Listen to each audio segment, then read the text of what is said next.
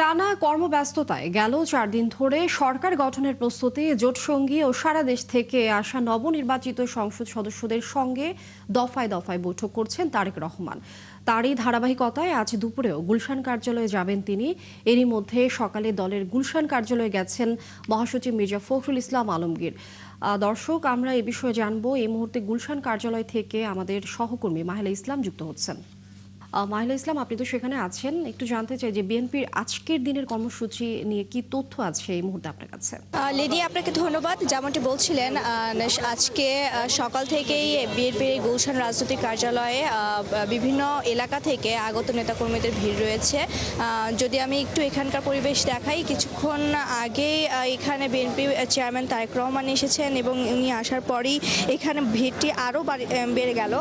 এখানে বিভিন্ন এলাকা থেকে যেই বিজয়ী প্রার্থীরা তারা এসেছেন, স্বতন্ত্র অনেকে বিজয়ী প্রার্থী যারা বিজয়ী হয়েছেন তারাও এখানে এসেছেন আজকে দেখা করতে, যেহেতু আগামীকাল সকাল 10টা থেকে এমপিদের শপথ পাঠ এবং পরবর্তীতে বিকেল 4টার পর থেকে মন্ত্রীদের শপথ পড়ানো হবে। তো সেই ক্ষেত্রে আজকে এই বিএনপি কার্যালয়ে যারা এখনো আসেননি বিভিন্ন এলাকা থেকে তারা আসছেন এবং বিএনপি চেয়ারম্যান তারেক রহমানকে শুভেচ্ছা জানাচ্ছেন। চুল পড়া অনেক কমে গেছে, থ্যাংক ইউ মা। চুলের ভিটামিন জুই মাল্টিভিটামিন কোকোনাট অয়েল। এখানে বিএনপি মহাসচিব মির্জা ফখরুল ইসলাম আলমগীর সকালবেলাই এসেছেন এবং তিনি কিছুক্ষণ আগে এখান থেকে বেরিয়ে গেছেন, হয়তোবা তিনি বিকেল নাগাদ আবারও আসবেন।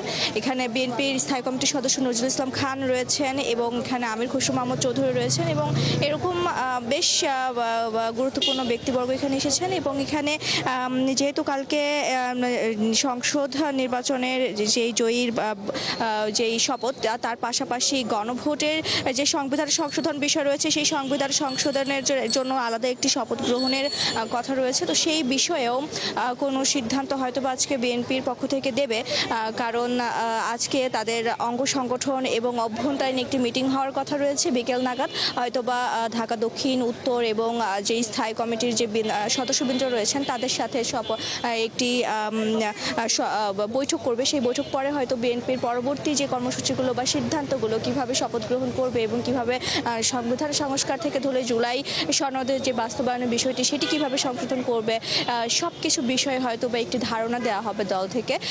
তো লিনিয়া, এখনকার মতো এই জায়গার পরিস্থিতিটি এরকমই যে বিভিন্ন নেতাকর্মীরা এখানে আসছেন এবং একটি বৈঠক হওয়ার কথা রয়েছে এবং সন্ধ্যা নাগাদ যেই ইসলামিক খেলাফত আন্দোলনের যেই আমির তার সাথে দেখা করতে যাওয়ার কথা রয়েছে। মাহিলা ইসলাম, অনেক ধন্যবাদ যুক্ত হবার জন্য। দর্শক, গুলশান কার্যালয় থেকে যুক্ত ছিলেন আমাদের সহকর্মী মাহিলা ইসলাম।